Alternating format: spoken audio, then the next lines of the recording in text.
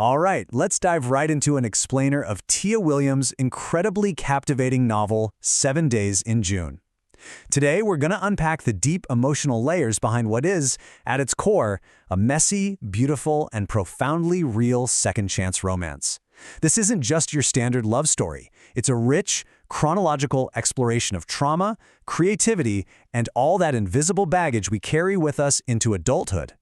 We've got a lot of ground to cover today. We're going to look at what makes this the ultimate second chance, explore our two hidden pasts, and really unpack the weight of those invisible wounds. Then we'll dive into the secret literary conversation happening between the lines, see how they heal over 7 days, and finally talk about why this happy ending feels so incredibly earned. Let's get into it.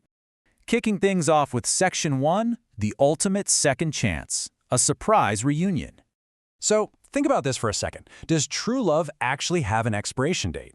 You know, this exact question is what sparked the whole idea for Tia Williams. Picture this. She's daydreaming on a Saturday night, watching the 90s classic Romeo plus Juliet. Yeah, the one with Leo DiCaprio and Claire Danes.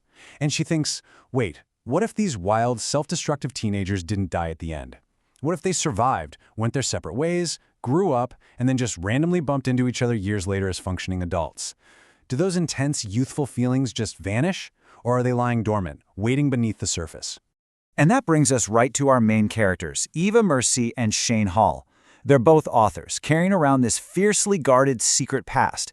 And get this, they end up colliding completely out of nowhere at a Brooklyn literary panel.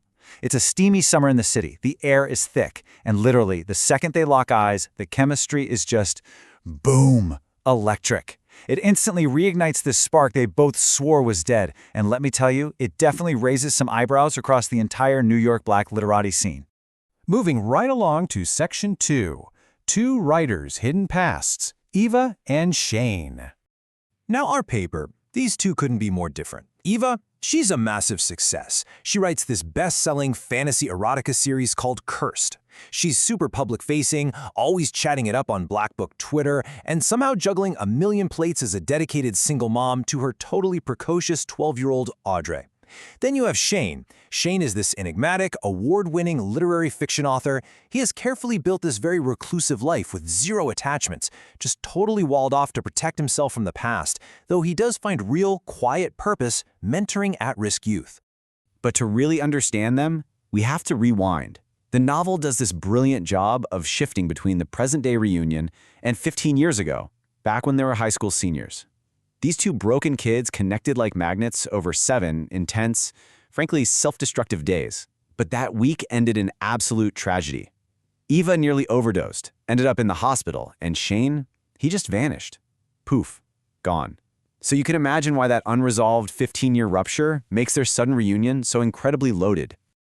Which leads us to Section 3, The Weight of Invisible Wounds, Chronic Pain and Trauma. Now, this is absolutely crucial.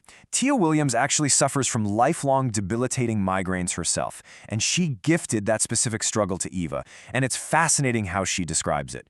She literally uses the horror genre, comparing chronic pain to the movie Cujo, where the sweet dog slowly goes mad from an internal infection. That is Eva's chronic pain.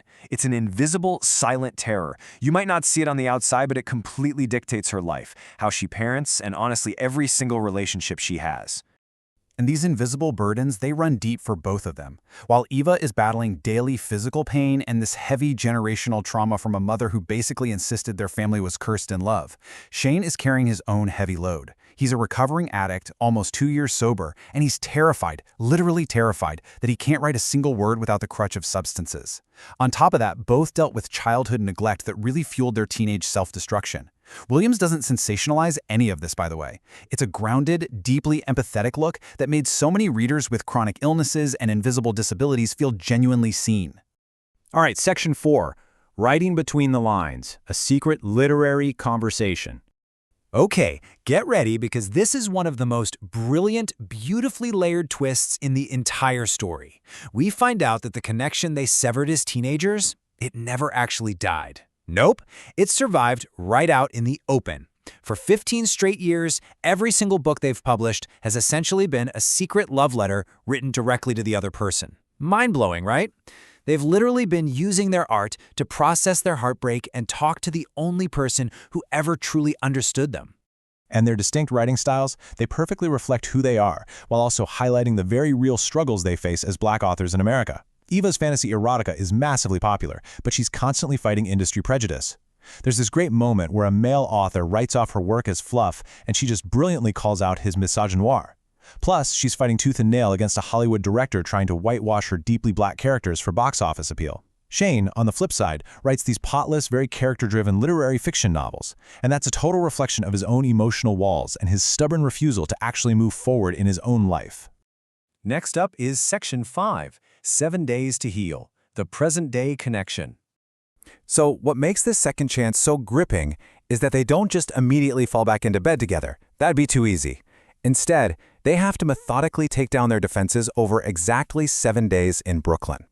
It kicks off when Eva's kind of backed into a corner. Her daughter Audrey is about to be expelled, and Eva desperately has to ask Shane to step in and teach her English. This one favor completely forces them back into each other's orbit. And from there, they have to face those teenage secrets, drop the walls, and finally look at each other as the complex, grown adults they are today. And finally, we hit Section 6, an earned happy ending, love after wounds. You know, the ending of this book hits so hard, specifically because it is not your typical fairy tale. There's no neat little bow, there are no sudden wedding bells, Eva isn't magically cured of her migraines, and Shane's addiction doesn't just disappear. The real triumph here is how they accept each other's broken pieces. The absolute climax of this trust. It's when Eva shares her unfinished novel with Shane, the actual book she's writing about their teenage week together.